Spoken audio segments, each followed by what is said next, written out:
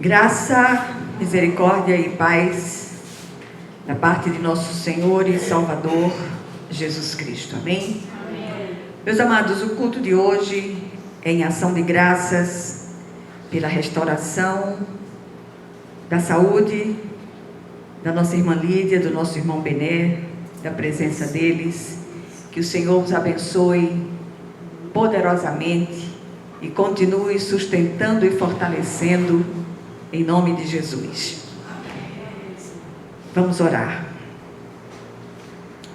Senhor nosso Deus e nosso Pai Celestial, clamamos a Ti, Senhor, hoje de um modo especial, antes de ler a palavra, para Te render graças pela vida desses amados. Apresentamos diante de Ti também a saúde do reverendo Edjesse Martins, ainda hospitalizado, que o Senhor esteja ali, operando na vida do Teu servo amado. Também queremos Te pedir de um modo especial, pela vida de Denise, aquela amiga de Manuela, que está passando por uma situação dificílima, com um câncer muito agressivo, uma mulher jovem, com um filho de 7 anos, que o Senhor esteja ali, estendendo a sua mão abençoadora e saradora sobre aquele corpo, mas especialmente nós Te pedimos que os olhos de Denise Te enxerguem, Senhor, que o Teu nome seja glorificado e logo logo possamos estar de volta aqui, rendendo graças por aquilo que Tu começas a fazer. Fala conosco através do texto, em nome de Jesus, amém. Nós vamos ler um texto, aliás, 2 textos, Jeremias 4:1, seguido de Oséias 14:1. Diz assim a palavra do Senhor: Se voltares, ó Israel, diz o Senhor, se volta para mim, se removeres as tuas abominações de diante de mim, não mais andareis vagueando. Volte, ó Israel, para o Senhor, para o seu Deus. Seus pecados causaram sua queda. Amém? Que o Senhor, Ele possa aplicar essa palavra aos nossos corações, que possamos meditar nessas palavras. A tarefa de casa desta semana vai ser Jeremias e Oséias. E eu queria chamar a atenção de vocês todos para o perigo de um desvio da presença do Cristo. Não estou falando de igrejismo, não estou falando simplesmente dos que se afastam da casa do Senhor, mas daqueles que têm, por uma razão ou outra, se distanciado de relacionar-se de uma maneira íntima com o Senhor. Ambos os textos citados trazem um apelo de Deus aos seus filhos que dele se desviaram. Eu tenho pensado muito nesses dias naqueles que por alguma razão se afastaram do Senhor. E eu quero repetir mais uma vez, e nem falo apenas do afastamento da comunhão da igreja visível, mas do próprio Senhor. Antes do culto, a gente estava conversando com algumas irmãs, e eu estava dizendo a elas, eu não sei como as pessoas conseguem viver longe do Cristo. Que o Senhor, Ele fale aos nossos corações. Quantos caminhos que têm desagradado o Senhor e que têm sido percorridos por aqueles que um dia, como diz a letra do velho hino, até corriam bem, mas do Senhor longe agora vão. Quanta amargura experimentam os que trocam o Senhor pelos ídolos. E também não estou me referindo aqui aos ídolos de pedra e cal. Esses são fáceis de serem quebrados e queimados. Talvez os maiores ídolos sejam aqueles disfarçados em desejos e inclinações. Tudo parece lícito. É o velho e convincente jargão: não estou fazendo nada demais. Ou estou apenas cuidando da minha vida, dizem outros. Não existe vida fora do Cristo. É bom que saibamos disso. O Senhor é o caminho, a verdade e a vida. Ninguém vem ao Pai a não ser por Ele. Fora do Cristo, todos os caminhos são caminhos de morte. E eu não falo de morte física, porque a morte física todos experimentaremos. Mas falo da morte espiritual, que é a eterna separação da presença favorável de Deus. Os textos citados no início trazem o apelo de Deus para que seus filhos voltem para Ele. Mas há uma condição, uma promessa e também uma referência à causa do desvio. Primeiro, o apelo de Deus. Ele diz: se voltares, ó Israel, diz o Senhor, volta para mim. Volte, ó Israel, para o Senhor, para o seu Deus. Em segundo lugar, há uma condição. Há uma condição para a volta e uma promessa decorrente dessa obediência. Se removeres as tuas abominações de diante de mim, não mais andareis vagueando. Em terceiro lugar, a causa do desvio ou da queda da posição em Deus. Seus pecados causaram sua queda. Antes do culto nós estávamos conversando e nos lembrando, e eu lembrando as irmãs, da volta do pastor Malta para os caminhos do Senhor.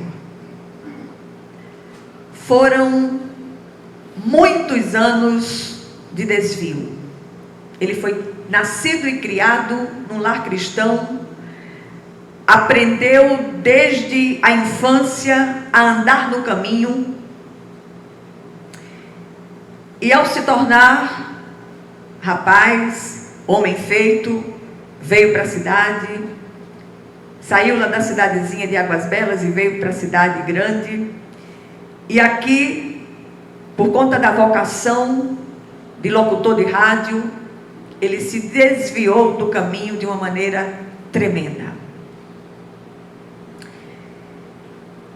E quando nós nos conhecemos, ele já estava desviado do caminho. Eu não conhecia o Cristo que eu conheço hoje. Mas uma coisa interessante começou a acontecer no meu coração.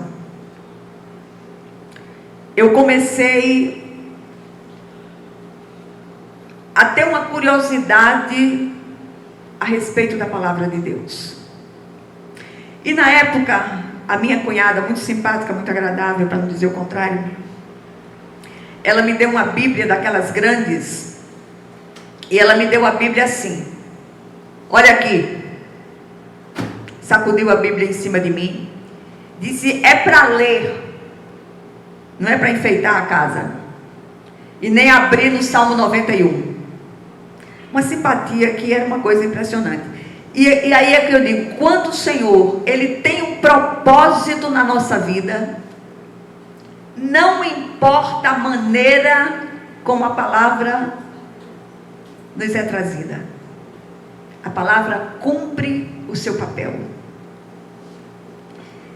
E aí, eu, a Malcriação Futebol Clube, vinha de lá para cá e daqui para lá, eu dizia: pois eu não vou ler. E aí começou a aparecer umas insônias, que ela se chamava Sônia, e ela dizia, quando chegava e dizia que estava com insônia, ela dizia: eu estou com insônia. E aí eu, sem sono, me levantava e a Bíblia estava lá, enfeitando a casa. E aí eu passei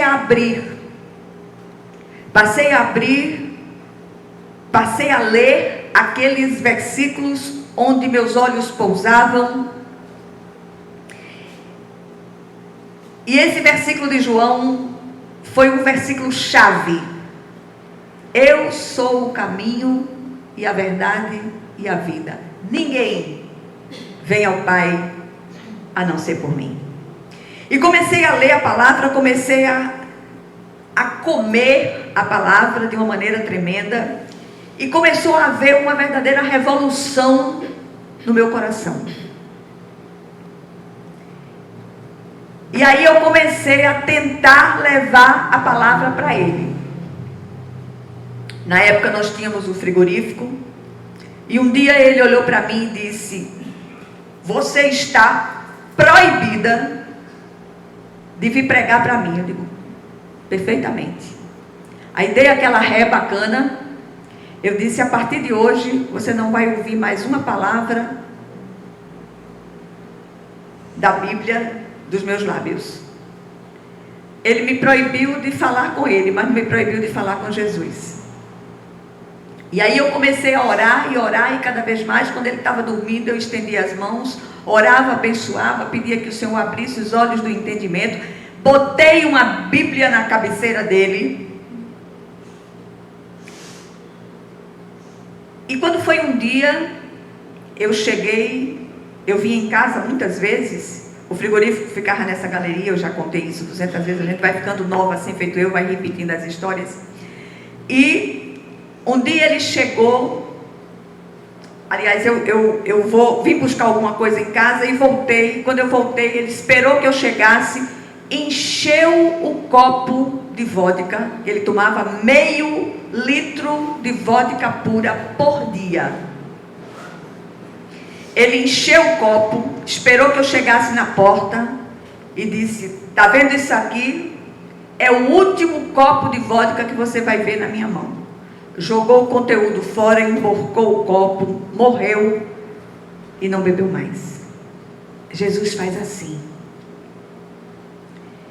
E eu queria insistir com vocês na questão de não desistir daquilo que vocês acham que não tem jeito. Eu nunca uso essa expressão. Ontem minha filha me mandou uma mensagem, eu coloquei o pedido de oração no grupo de semeadores e no grupo de parceiros por uma colega de trabalho. Essa colega, Manuela está nos Estados Unidos, essa colega está no Peru.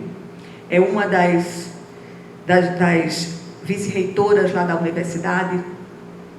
37 anos, com um câncer muito agressivo.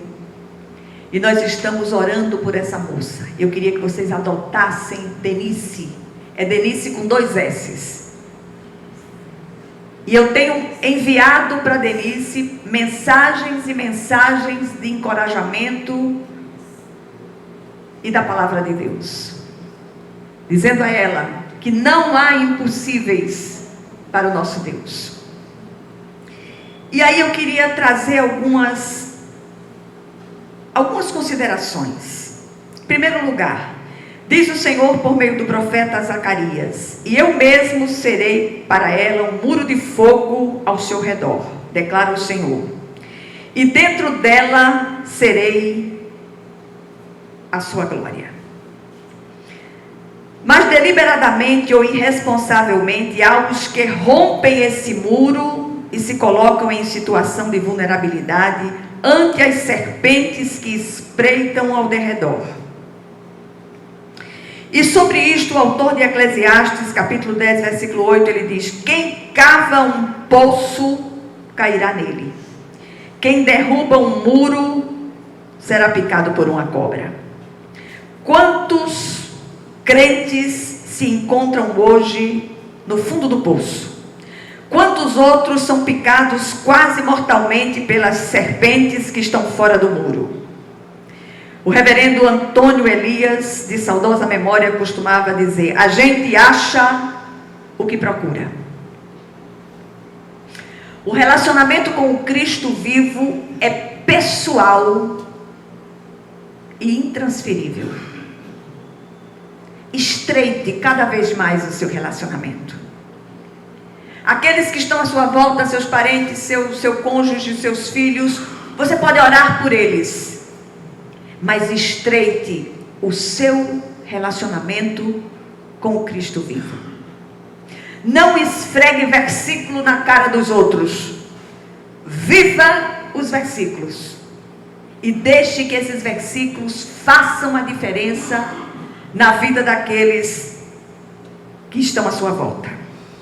Em segundo lugar, aos que se afastam da comunhão, mesmo sendo batizados e professos, mas nunca foram regenerados de fato.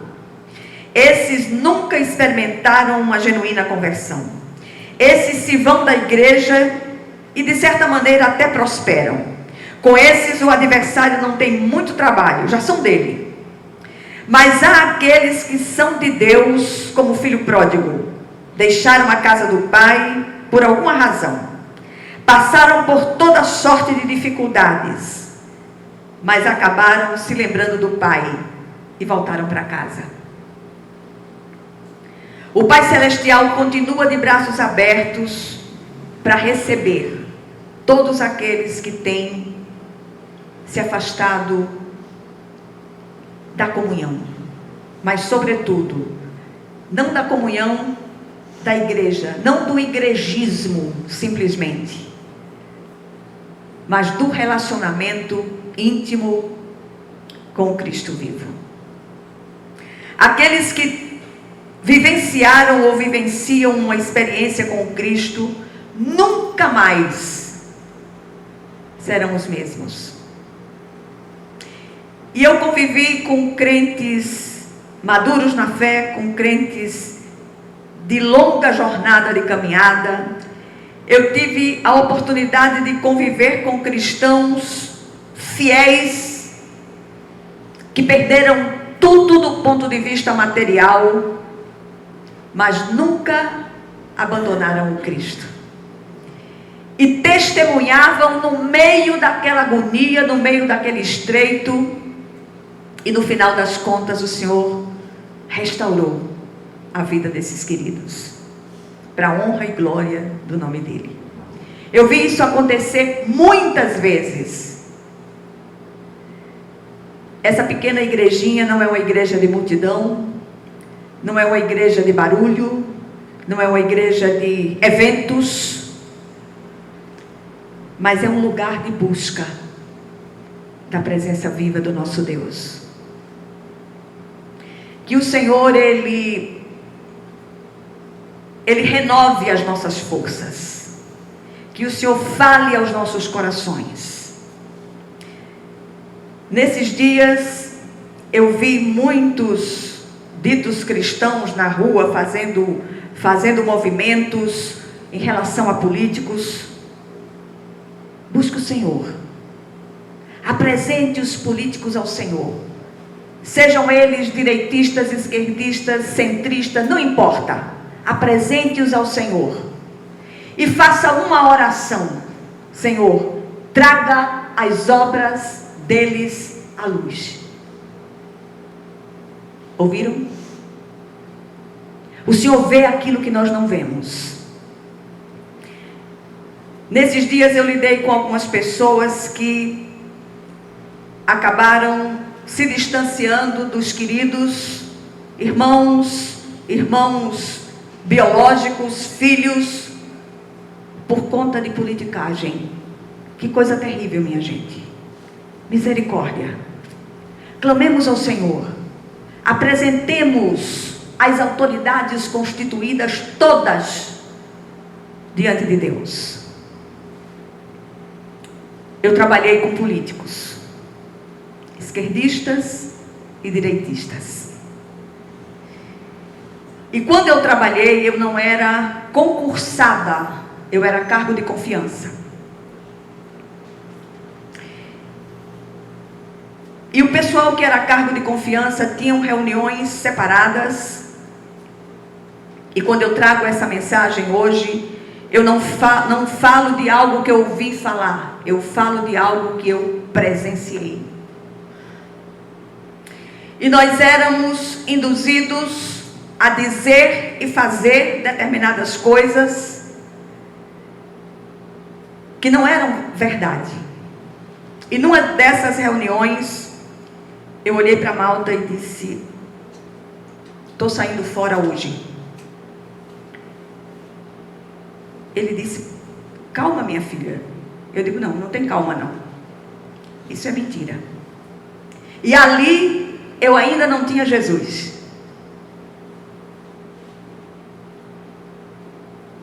Mas aquilo era sério demais. Então por isso que eu repito, oremos, clamemos, busquemos ao Senhor de todo o nosso coração, de toda a nossa alma, de todo o nosso entendimento. Clamemos a Ele para que o Senhor, Ele fale aos nossos corações e nos dê graça e sabedoria para lidar com aquelas situações que nos cercam, sejam dentro ou fora das nossas famílias. Em terceiro lugar, o apelo saudoso e dramático do Senhor por meio dos seus dois profetas, Jeremias e Oséias, é dirigido àqueles que são de fato dele em todas as épocas.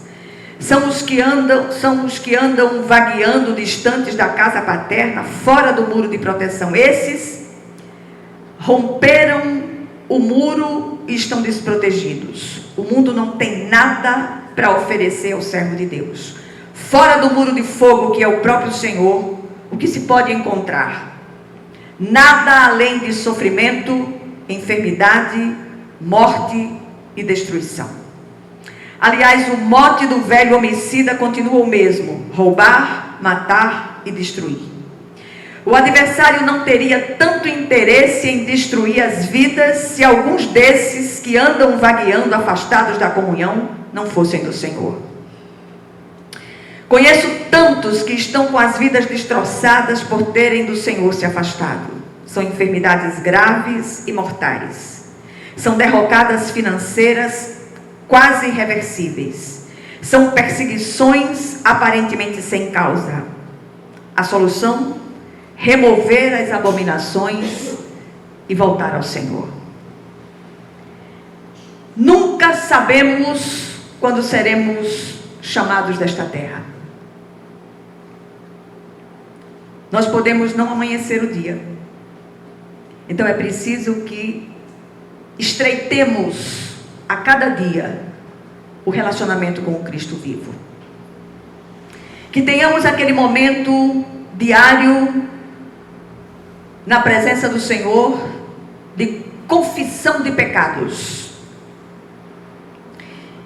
Que convidemos o Santo Espírito a vasculhar os nossos porões. Os porões da nossa alma, os porões da nossa carnalidade. Rogando a Ele que faça com toda liberdade as transformações que todos nós precisamos, indistintamente. O que é que essa breve meditação